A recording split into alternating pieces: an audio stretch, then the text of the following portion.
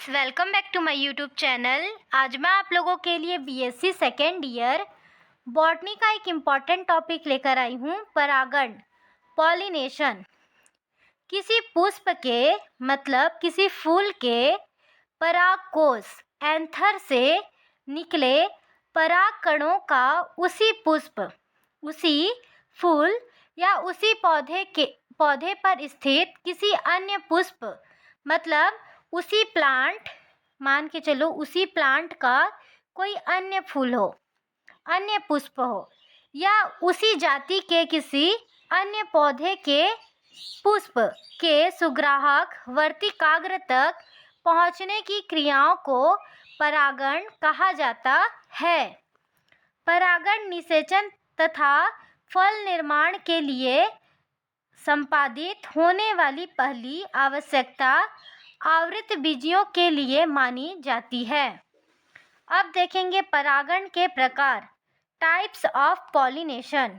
Types of pollination परागण के क्रम में पुष्पों तथा स्थानांतरित होने वाले परागकणों के आपसी संबंध के आधार पर परागण को मुख्यतः दो प्रकारों, ए नंबर पे है स्वपरागण, सेल्फ पॉलिनेशन, सेकेंड नंबर पे है परपरागण, क्रॉस पॉलिनेशन में बांटा गया है। सबसे पहले हम स्वपरागण को विस्तार पूर्वक समझेंगे। स्वपरागण, सेल्फ पॉलिनेशन, जब एक ही पुष्प के परागकोश से, जब एक ही फूल के परागकोश से निकले परागकण उसी पुष्प के सुग्राहक वर्तिकाग्र पर या उसी पौधे के दूसरे पुष्प के सुग्राहक वर्तिकाग्र पर स्थानांतरित होते हैं, मतलब जाते हैं, ट्रांसफर होते हैं, तो परागण की यह प्रक्रिया स्वपरागण, सेल्फ पॉलिनेशन कहलाती है।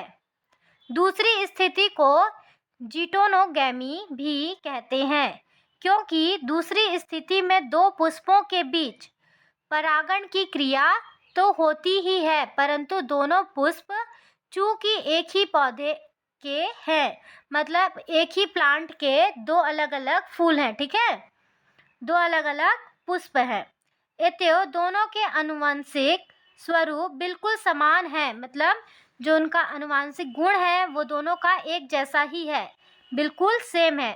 स्वपरागण के लिए आवश्यक है कि पौधा या तो द्विलिंगी पुष्पों को उत्पन्न करता हो या उभयलिंगाशयी हो, अर्थात एक पौधे पर दोनों लिंगों के जनन अंग वाले पुष्प बनते हैं। अब देखेंगे स्वपरागण हेतु अनुकूलता, क्या क्या अनुकूलताएं होनी चाहिए स्वपरागण के लिए, ठीक है। सेल्फ पॉलिनेशन के लिए कौन कौन से अनुकूलताएं होने चाहिए पौधों में। पहला है, पौधे द्विलिंगी पुष्प युक्त मतलब फूल युक्त या उभयलिंगाशयी प्रकृति वाले होते हैं। सेकेंड है, नर जनन अंग अर्थात पुंकेसर तथा मादा जनन अंग अर्थात अंडक एक साथ परिपक्व होते हैं, मतलब एक साथ पूर्ण रूप से बड़े होते हैं। पौधों के इस गुण को समाकालिक परिपक्वता कहते हैं।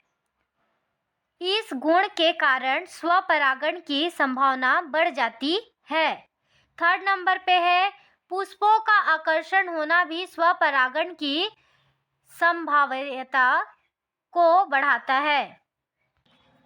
फोर्थ नंबर पे है, स्वपरागण की क्रिया को प्रदर्शित करने वाले पादपों के पुष्प छोटे, रंगहीन तथा गंधहीन होते हैं। रंगहीन मतलब जिनमें रंग नहीं होता है, गंधहीन मतलब जिनमें सुगंध नहीं होता है, ठीक है।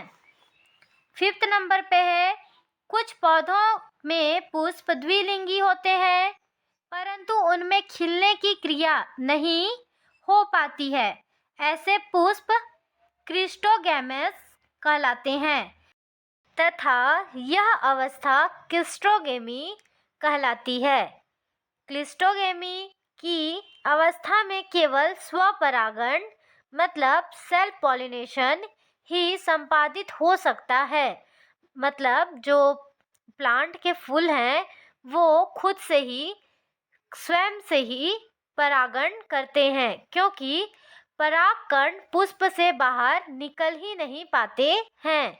उदाहरण कोमेलिना बेंगालेंसिस, खट्टी बूटी, मूंगफली आदि किसके उदाहरण हैं? क्लिस्टोगेमी अवस्था के उदाहरण हैं। ठीक है, चलिए आगे देखते हैं। स्वपरागण की विशेषता वाले पुष्पों में मकरंद उत्पन्न करने की क्षमता नहीं होती है। स्वपरागण के लाभ। पहला लाभ है परागण की क्रिया सरलता तथा सुगमता से संपन्न हो जाती है। बहुत ही इजी होता है स्वपरागण करना।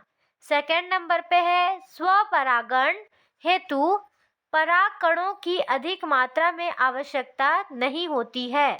जो सेल्फ पॉलिनेशन है उसे करने के लिए परागकणों की बहुत ज़्यादा मात्रा में ज़रूरत नहीं होती है। थर्ड है स्वपरागकण से उत्पन्न होने वाले पौधे शुद्ध मातृ पौधे के नस्ल वाले होते हैं। फोर्थ लाभ है पुष्पों को सुगंध, मकरंद स्रावित करने तथा आकर्षकत्व हेतु रंगीन होने के लिए अनावश्यक रूप से ऊर्जा का अपव्यय नहीं करना पड़ता है। फिफ्थ लाभ है जिन पुष्पों में पर परागण नहीं हो पाता है उनमें स्वपरागण द्वारा फल एवं बीज विकसित होते हैं। उदाहरण एस्ट्रेसी कुल के पौधे। जो एस्ट्रेसी कुल के पौधे हैं वो पर परागण नहीं कर सकते, इसलिए उन्हें स्वपरागण द्वारा फल एवं बीज विकसित किया जाता है। अब देखेंगे स्वपरागण से हानि। पहला है स्वपरागित पुष्पों से विकसित फलों में बीज संख्या में कम, हल्के तथा छोटे बनते हैं। सेकेंड हानि है इस परागण से उत्पन्न पौधे अपेक्षाकृत दुर्बल होते हैं। दुर्बल का मतलब होता है कमजोर, तथा उनके अस्वस्थ और रुग्ण होने की संभावना अधिक होती है। मतलब ये जो स्वपरागण वाले जो पौधे होते हैं वो बहुत ही जल्दी बीमार हो जाते हैं, अस्वस्थ हो जाते हैं। थर्ड नंबर पे है स्वपरागित पुष्पों के बीज से एक ही किस्म के पौधे विकसित होते हैं। फोर्थ है स्वपरागण के फलस्वरूप उत्पन्न होने वाले पौधों में अच्छे व स्वस्थ गुणों का विकास नहीं हो पाता है। फिफ्थ है इस परागण से पौधों के नए किस्म के विकास की संभावनाएं नहीं होती है। अब देखेंगे बी नंबर पे पर परागण क्रॉस पॉलिनेशन। किसी पुष्प के परागकोश से निकले परागकण उसी जाति के किसी अन्य पौधों पर स्थित पुष्प के वर्तिकाग्र पर स्थानांतरित होता हो तो उसे पर परागण क्रॉस पॉलिनेशन या एलोगेमी कहते हैं। मान के चलिए ये एक वृक्ष है, ये एक पौधा है और ये दूसरा पौधा है और दोनों एक ही जाति के पौधे हैं। ठीक है, इसके पुष्प का जो ये वाला जो प्लांट है, ये वाला जो पौधा है, इसके जो फ्लावर हैं उसका परागकोश निकलने के बाद ये उसी की जाति की दूसरी प्लांट है, इसके फ्लावर में जाके उसके वर्तिकाग्र में स्थित होता है तो इसे क्रॉस पॉलिनेशन पर परागण कहते हैं। परागण की क्रिया समान जाति के दो पौधों के पुष्पों के बीच हो या दो असमान जातियों के पौधों के बीच हो पर परागण की श्रेणी में डाला जाता है। चूँकि दोनों ही स्थितियों में दोनों पैतृक पौधे आनुवंशिक रूप से असमान होते हैं, मतलब अलग होते हैं। इसलिए ऐसी स्थिति में परागण की क्रिया को जीनोगैमी भी कहा जाता है। सामान्यतः पर परागण की क्रिया हेतु निम्न में से कोई एक या दो अनुकूलताएं पाई जाती है। पहला है स्वबंध्यता। कुछ पौधों में उसी के पुष्प का परागण उसी पुष्प या उसी पादप के किसी दूसरे पुष्प के वर्तिकाग्र पर जाकर अंकुरित नहीं हो पाते तथा निषेचन की प्रक्रिया को सुनिश्चित नहीं कर पाते हैं। ऐसी स्थिति स्वबंध्यता कहलाती है।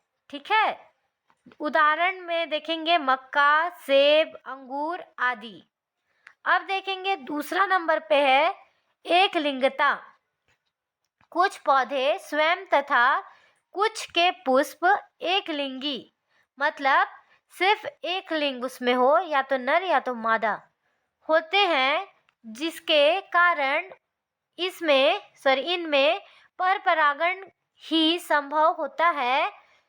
जब एक ही पौधा पर नर तथा मादा पुष्प अलग अलग विकसित होते हैं तो उन्हें उभयलिंगाश्रयी कहते हैं, जैसा कि लौकी, खीरा, आंवला, मक्का आदि में देखने को मिलता है। कुछ पौधों में नर तथा मादा पुष्प वाले पौधे अलग अलग अर्थात पृथक स्वरूप में मिलते हैं।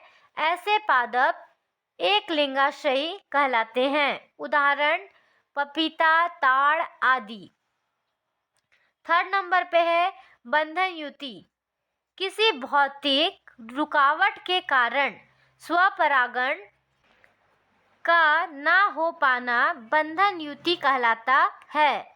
उदाहरण स्वरूप ओक, एस्ट्रेलेपेलिया, जियोक्सिन आदि में सभी परागकण स्वतंत्र नहीं होते, बल्कि संयुक्त रचना अर्थात पॉलिनिया के रूप में होते हैं, जो कि उसी पुष्प के वर्तिकाग्र पर जाकर परागण को संपन्न करता है। फोर्थ नंबर पे है भिन्नकालिक परिपक्वता। कुछ पादपों में, कुछ पौधों में पर परागण की सफलता के लिए उनके पुंकेसर नर जनन अंग को कहा जाता है तथा अंडप मादा जनन अंग को कहा जाता है, अलग अलग समयों में परिपक्व होते हैं। ठीक है, अलग अलग समय पे बढ़ते हैं। ठीक है, पौधों के इस गुण को भिन्न कालिक परिपक्वता कहते हैं। पुंकेसर के पहले परिपक्व होने पर उसे पुंपूर्वता कहते हैं। उदाहरण तुलसी, धनिया, साल्विया, गुलाब आदि। अंडप के पहले परिपक्व होने की स्थिति में इसे स्त्री पूर्वता कहा जाता है।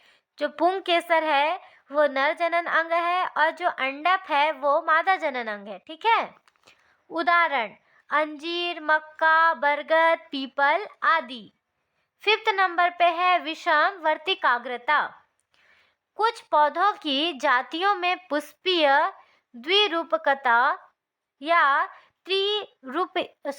त्रिरूपकता पाई जाती है। इन पौधों में अंडप के वर्तिका की लंबाई तथा पुंकेसर की लंबाई के परिप्रेक्ष्य में 2 या 3 प्रकार के पुष्प विकसित होते हैं तथा ऐसे पुष्पों वाली जातियां क्रमशः द्विवर्तिकी, उदाहरण पाइमुला, ऑक्जेलिस आदि, तथा त्रिवर्तिकी कहलाती है। त्रिवर्तिकी अवस्था लाइनम तथा लाइथम में देखने को मिलती है। अब देखेंगे पर परागण के लाभ। पहला है पर परागण की क्षमता वाले पौधों में पर परागण के पश्चात बीज अपेक्षाकृत अधिक संख्या में बनते हैं। सेकेंड है पर परागण के कारण बने पौधे अपेक्षाकृत सुंदर, मजबूत एवं स्वस्थ होते हैं। ठीक है। थर्ड नंबर पे है पर परागण के कारण बालियां एवं फल अधिक बनते हैं।